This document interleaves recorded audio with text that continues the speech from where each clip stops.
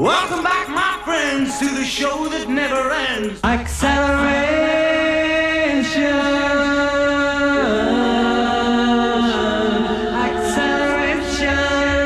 Hello and welcome to July's edition of Acceleration. It's raining. Well, what do you expect? We're in Ireland for the Shell Donegal rally. This is Saturday afternoon, although it feels like Saturday night. We've got rain going past us in an upwards direction, seagulls flying up past us, sheep running away to hide. But here we are on Donegal, one of the most spectacular stages that we've ever seen in rallying. And we're at the end of the second day of Connie Smith tries to throw himself over the edge of the mountain there. We're at the end of the second day of the Shell Donegal rally. It's really been extremely spectacular. And the weather's getting worse. Well, what do you expect? Hope you enjoy this. Alistair McRae's A-seeding meant that he was the first away on the Shell Donegal rally. And behind him, the other leading Formula 2 cars warmed up the crowd before the main attraction.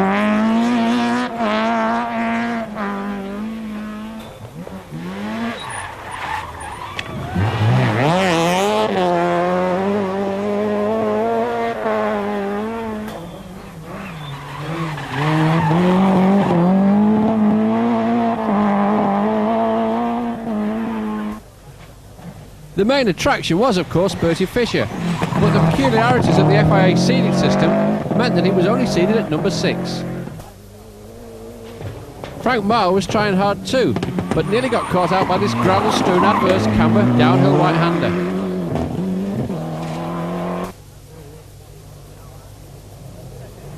Poor old Austin McHale lost his brakes on the stage and was caught and passed by James Cullen, having his first outing in a brand new Escort Cosworth.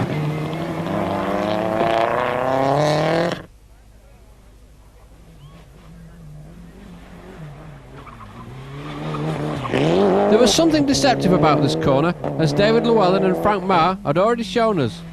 And although the marshals insisted that we stood on the outside of the bend rather than the inside, we had our doubts. But we heeded the words of the marshals and rather nervously stood where they told us to. It appears that once upon a time a car spun and went up onto the inside bank, so that was now forbidden ground.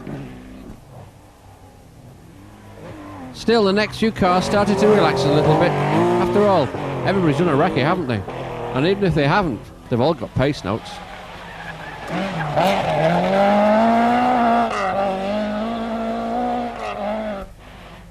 Then along came Neil Maguire, just to make sure that everybody was awake.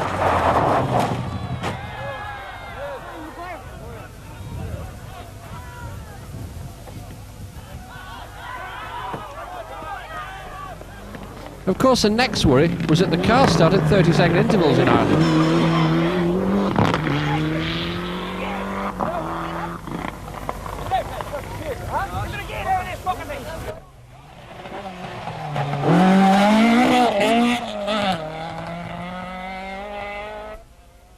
Now you would think that this car wasn't going anywhere, wouldn't you? Well, I did. And then again, there's always a worry that someone who might just come along and land on top of it.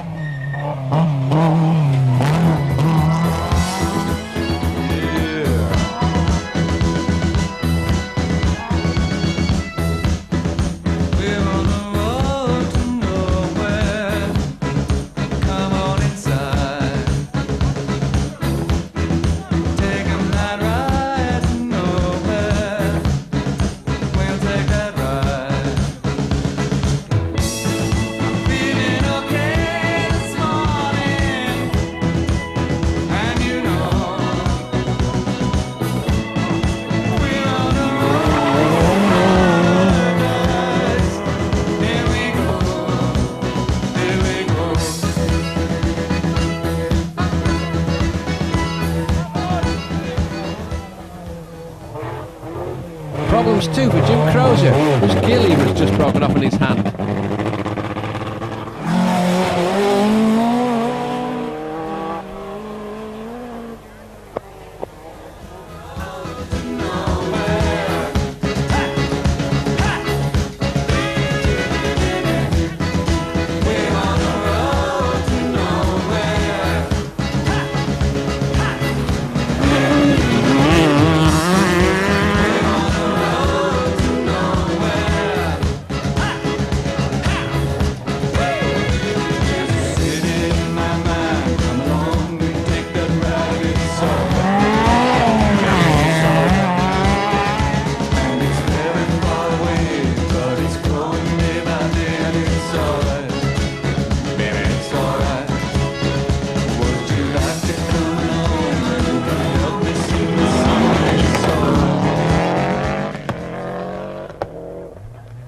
Eventually, out it comes.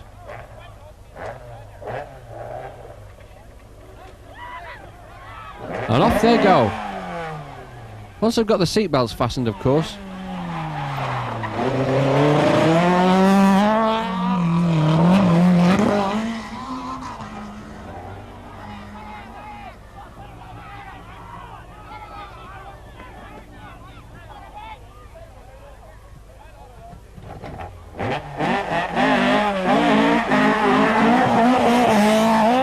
Then it's back to the service crew to report just a bit of a spin, lads. Just look at all those spectators. They're like coconuts at a fairground. So we stood there for just a couple more cars before we decided that it was definitely not safe on the outside, and we moved to the inside where it was unlikely that anything could hit us.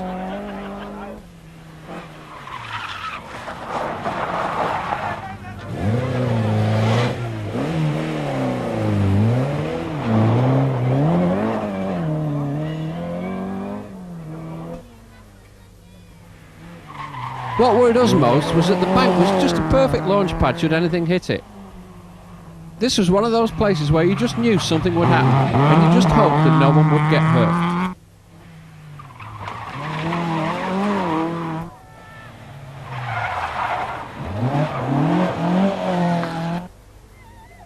Eventually it did happen.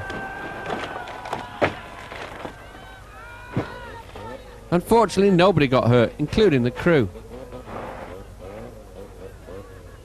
The good thing was that the car actually rolled rather than took off over the bank.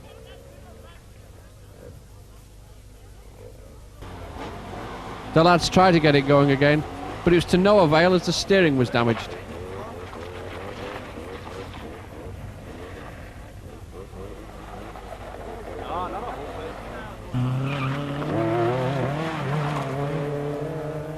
They managed to get it a few hundred yards, but the game was up.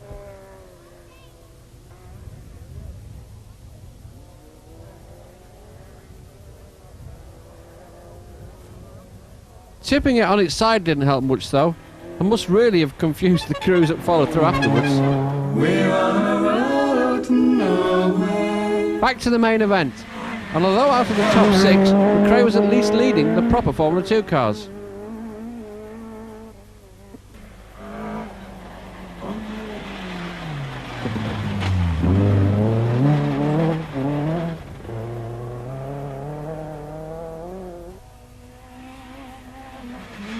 McKinstry's RS2000 was ahead of McRae, but was running a non-homologated rear axle and a more powerful engine, and as such, his official class opposition consisted mainly of the rear-wheel drive Mark II Escorts and Opel Mantas. Needless to say, he was some distance ahead of them.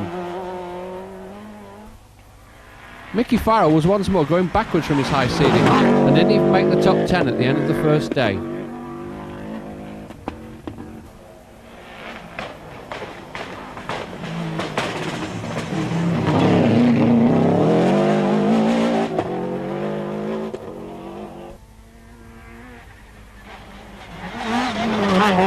Llewellyn was initially second in Formula 2, despite that early brush with the bank on stage 1, but before the end of the day he had fallen behind Martin Rowe.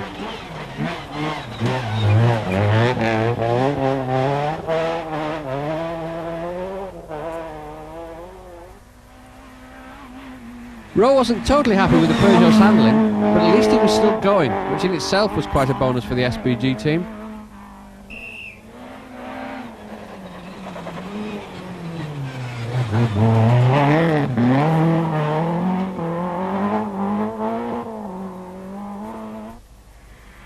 It goes without saying that Fisher was in the lead at the end of the first day.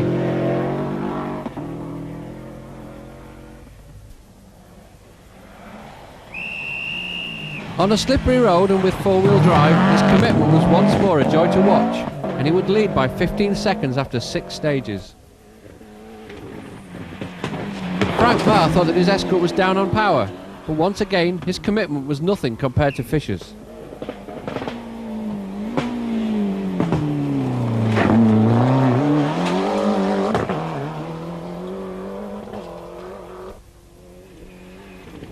James Cullen was revelling in his first run in the Andrew Brown-built Escort Cosworth, and he was running a strong but cautious second to Fisher.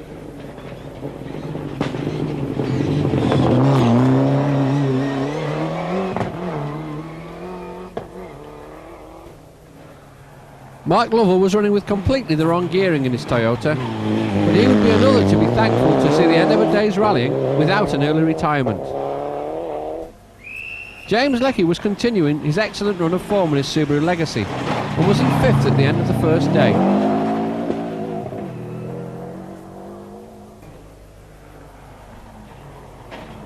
Andrew Nesbitt is sponsored by Interco, who are banana ripening specialists. I always thought that the Sun did that. After the front runners came the rear-wheel drive cars, which as far as Irish rally fans are concerned are where the real action lies.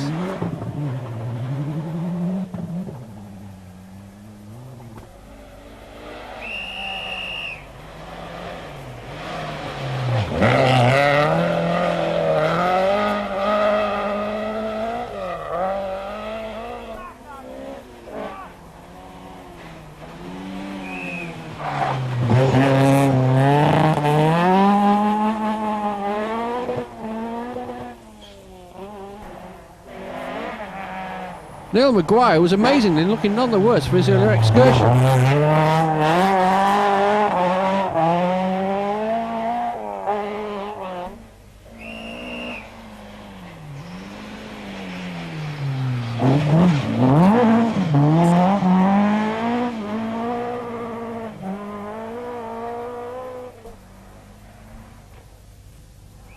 With the field now having been reseeded, it was no surprise on Saturday morning to see the four-wheel drive cars leading the way. In fact, the first 5 cars were four-wheel drive, and the battle between Bertie Fisher and James Cullen was now really on, with Cullen driving with more confidence.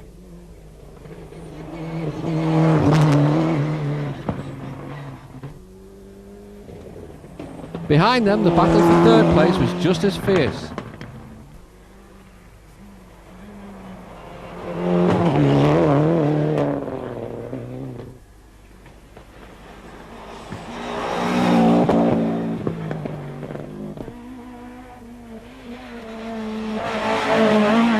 Formula 2, if you ignore Kenny McKinstry, Alistair McRae was proving to be significantly quicker than his rivals. But the duel between Rowe and Llewellyn seemed to be going Llewellyn's way, especially as he virtually caught Rowe over Atlantic Drive the second time around it.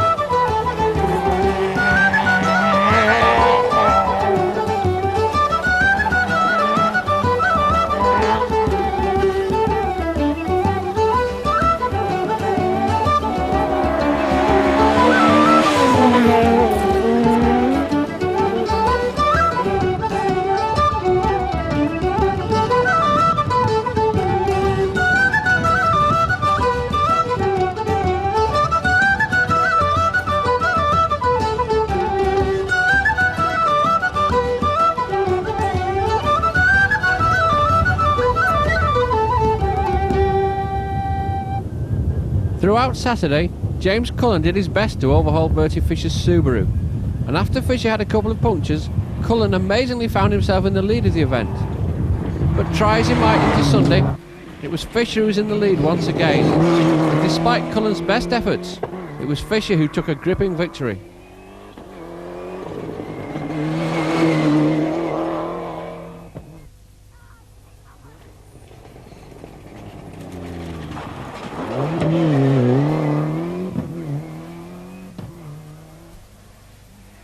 Fisher's win now means that he has an outside chance of winning the Dunlop Tarmac Championship. That's if he wants to. Frank Marr clung on to third place throughout, never being challenged nor never challenging. Andrew Nesbitt managed to hold on to fourth in his fabulous Toyota Celica.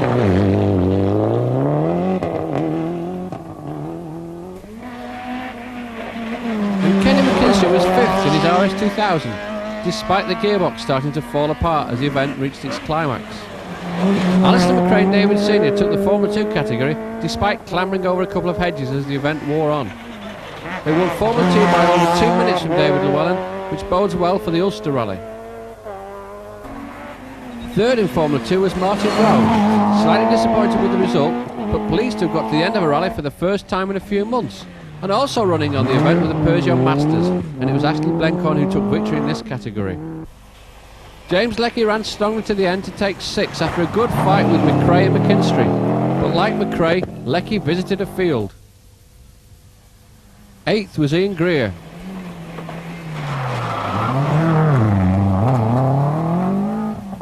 Whilst what of the crowd-pleasing and eye-opening Connie Smith.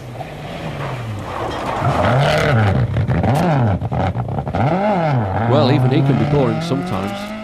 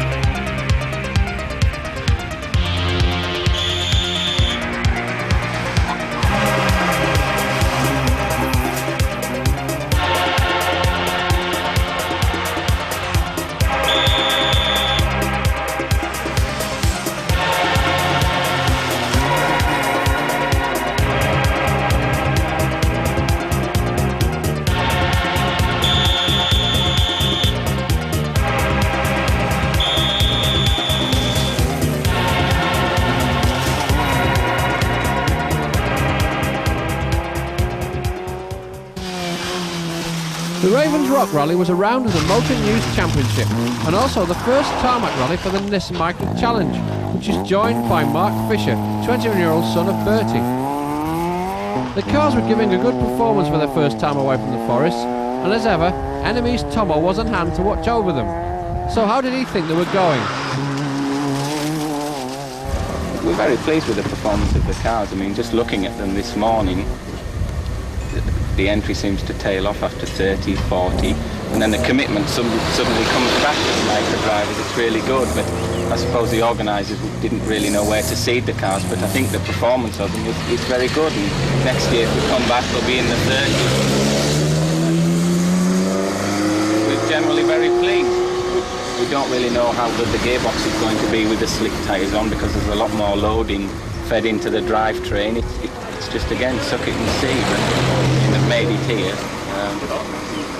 like an 8-minute stage with no reported problems. The suspension's good, and the settings haven't been changed from gravel. It's basically a compromise setting between tarmac and gravel, again, to try and keep the challenge cheap, and you don't have to change your dampers and springs, which can run into another £500–600. If I'm not mistaken, there have been no mechanical failures or such so far in the car? No, not one at all. But it's been an electrical problem, but nothing? The electrical problem in the Tour of Cumbria with Ivan Capelli's guest car, he actually hit a large rock. He was committed to a line in the corner, and there was nowhere else he could go, and the sump guard bent, and which in turn pushed the radiator up, and unfortunately the bonnet stay jumped off, and it was a direct hit onto the battery.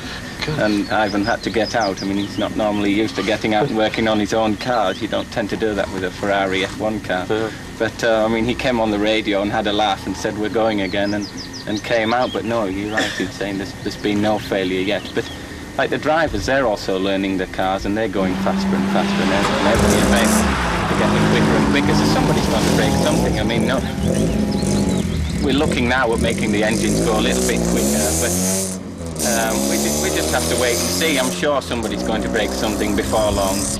Yet again, nobody did. And David Patterson won again. But in the main event, Stephen Price was putting on the drive of his life to not only beat the more modern cars of some of his main Motor News rivals, but even better, the cars of the local heroes Stephen Murphy and John Gillespie. On this hot day, driving a Metro must be like driving a sauna, so Stephen kept it smooth. Yeah, I'm trying to keep it as neat and tidy as I can, because I'm not on the hardest tyres, and I'm worried of them going off. But I'm trying to keep it neat and tidy and stop the thing sliding around. That's okay, it's very gravelly out there, so you've got to watch it on the gravel. But I think the best way to drive a Metro is neat and tidy. There's no need to slide it around, especially in narrow lanes where it's bumpy and you haven't got the room to play with, so I'll try and keep it neat and tidy. So what position are you in at the minute? Well, I think we're just in the lead. It's very close at the front. I think we've got 6 seconds on Richard Moore, but he's had 2 spins, I think, so it's going to be hard enough to keep it up. There's quite a bit of damage already been done. We've noticed the stop stage 259 rolled it. Right, yeah, we haven't seen anything at the front, but we've had a few close moments also. Yeah, there's a lot of gravel on it. I suppose you don't have gravel knots or anything, do you? No, we don't have any. It's all luxuries like that. You've just got to keep your fingers crossed. Yeah. I mean, I'm sure the Irish boys will step the pace up a bit now. They always do, but we'll keep plodding on. Anything can happen. What about with Stephen Murphy? Can't be very impressed. What position is he in at the minute? I think he's probably the 3rd or 4th. I mean, I expected him to be on the pace here, because he always goes very well down the southern part of Ireland. It's his home territory, but I think he's a bit off the pace at the moment. Right. You're on a different tyre and a different width. It must help with confidence when your crew chief is your dad, and when he has been 6 times Motor News tarmac champion. Certainly when he tells you something, you know that you can believe it.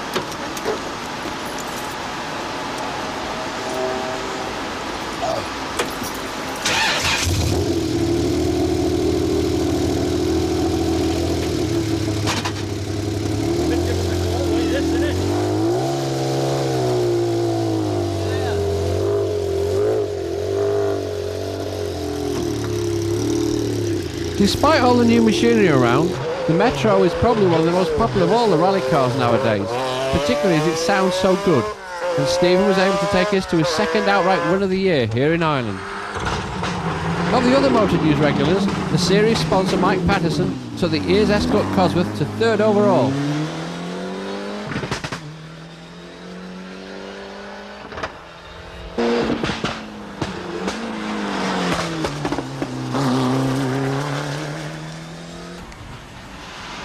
Richard Moore was surprisingly running as low as 4th, following a couple of early spins. but a fairly major accident put him out of the rally completely on the penultimate stage. With Pete Doughty having missed the event, the result couldn't have been better for Stephen Price.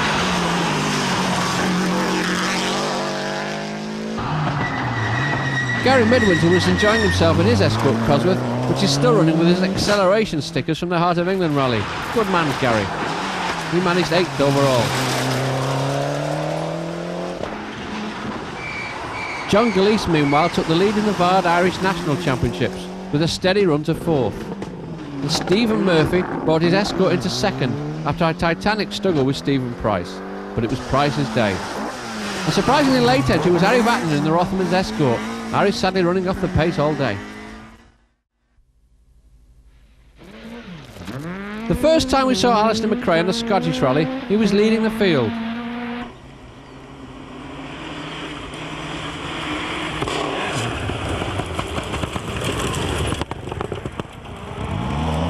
Then next time we saw him, he was running amongst the national runners and was already OTL and out of the event.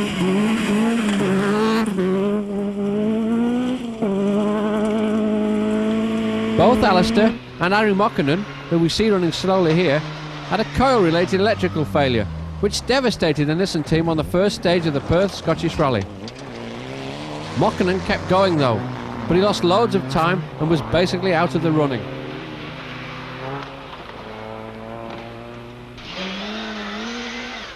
But it didn't stop there. David Llewellyn was out as well with a blown head gasket, and it's fairly obvious that Vauxhall rear shock absorbers are not supposed to work like this. This is Caitoletto's Vauxhall.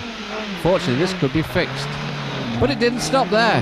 This was the only time that we saw Robbie Head, as his Renault's engine blew and he was out before stage 2. Amazingly, this meant that after only one stage, the only works team with both its cars still running was that of the SPG Volkswagen team. Aaron O'Reilly was already one of the front runners, and a good result now could put him in the lead of the championship.